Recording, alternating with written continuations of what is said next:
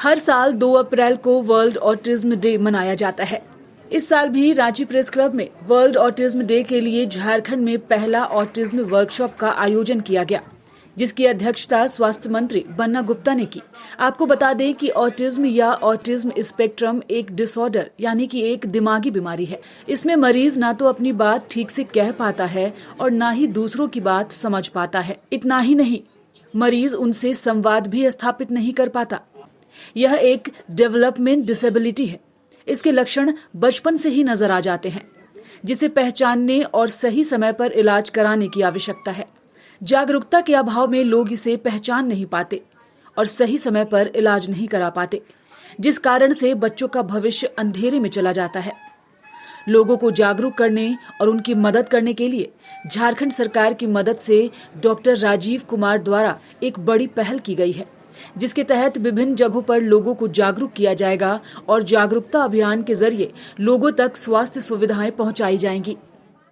आज हम लोग वर्ल्ड ऑटिज्म डे के अवसर पर आज स्पेशल बच्चों को करीब 25 पेरेंट्स को मैंने बुलाया पूरे झारखंड से, जो हमारे यहाँ ट्रीटमेंट में है पिछले 1 वर्षों से। काफ़ी सारे बच्चे हमारे यहाँ ठीक भी हुए, जिसके लिंक हमारे यूट्यूब चैनल पर उपलब्ध है। और जो बच्चे 30, 40, 60, 70% लगभग ठीक हुए हैं, वो बच्चे आपके सामने हैं। आप चाहें तो उन बच्चों का इंटरव्यू भी ले सकते हैं, वो आपके बीच में है। ऐसा नहीं कि ऑटिज्म लाइलाज है। यदि हम चाहें तो ऑटिज्म से बच्चों को ठीक कर सकते हैं। साथ ही साथ यह बच्चे अलग है, कम नहीं। सर ऐसे बच्चों को हम अवेयरनेस प्रोग्राम करते हैं, बच्चों को काउंसलिंग करते हैं। 4 स्तंभ हैं इस बीमारी के इलाज के। एक तो पहला पेरेंटिंग, जो आपके घर से शुरुआत होती है आपके इलाज। दूसरा है स्पीच थेरेपी, तीसरा है बिहेवियर थेरेपी और चौथा है हमारा होम्योपैथिक इलाज। ये चारों के कॉम्बिनेशन से हम लोग बच्चों को सही इलाज कर पाते हैं। सरकार की तरफ से बहुत अच्छा रवैया है। आज माननीय स्वास्थ्य मंत्री ने यह हमें आश्वासन दिया है, इन बच्चों के लिए हम ऑटिज्म केंद्र खोलेंगे और इसकी जन जागरूकता अभियान पूरे साल चलेगा।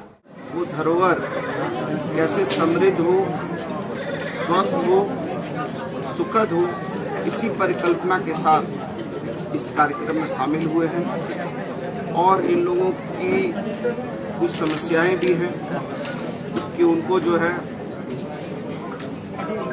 कैसे करके हम बेहतर फिजियोथेरेपी दें या उनको किस तरीके से फिर मुख्य मार्ग में उनको कैसे लाया जाए। और कुछ तो सीबीएसई के भी गाइडलाइन हैं, जिसमें हमारे स्कूलों में बच्चों को पठन पाठन के लिए एक शैडो टीचर और स्पेशलिस्ट टीचर वगैरह के भी प्रावधान है। इस पर भी हम माननीय मंत्री जी से बातचीत करेंगे।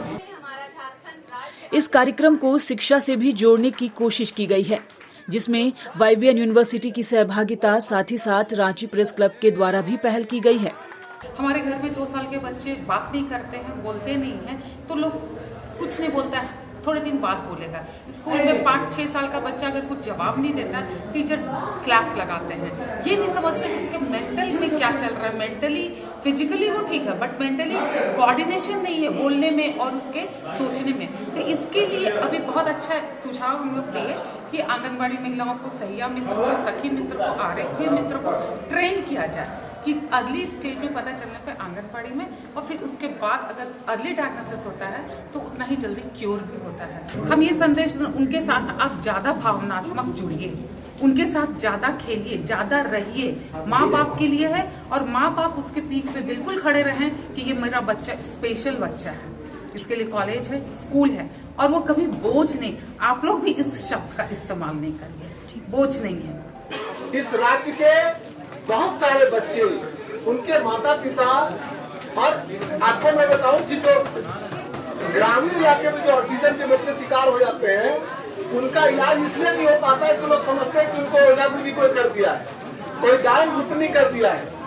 ऑटिज्म के बेचारे बच्चे हैं, उनको एक जगह पर जिनको इलाज की आवश्यकता है, यहाँ तो बहुत अच्छे घरों से लोग आए हुए, सम्राट घरों से, लेकिन हमें मैसेज करने के लिए और बन्ना गुप्ता जी और अरुण कुमार सिंह जी से रिक्वेस्ट था कि आपके आने से इन बच्चों को और इनके माता पिता को एक हिम्मत मिलेगा, हौसला मिलेगा।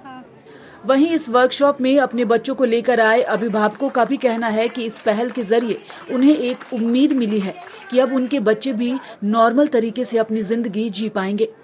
अच्छा लग रहा है कि मेरे बच्चा सुधार हो बढ़िया हो जाए, मैंने वो सब अपने से नॉर्मल की तरह हो जाए, खाना पीना खाने लगे, सब अपने से सारा काम करने लगे, यही चाहते हैं। क्या क्या दिक्कतें जो है वो आती हैं? वो दिक्कत आती है कि वो अपने से नहीं कर पाता है, जैसे कि बाथरूम नहीं कर पाता है और खाना नहीं खा पाता, और जैसे कि चिप्स है ये सब है वो खा लेता है, लेकिन और एक्स्ट्रा नहीं खा पाता है। तो टीचर आती थी मैंने स्पीच थेरेपी से, वही बताई कि इस तरह से ले जाइए उनके यहाँ, वो डॉक्टर साहब बहुत अच्छे हैं, 2 साल से ही बच्चा को देखते हैं, बच्चा मन ठीक हो जाता है।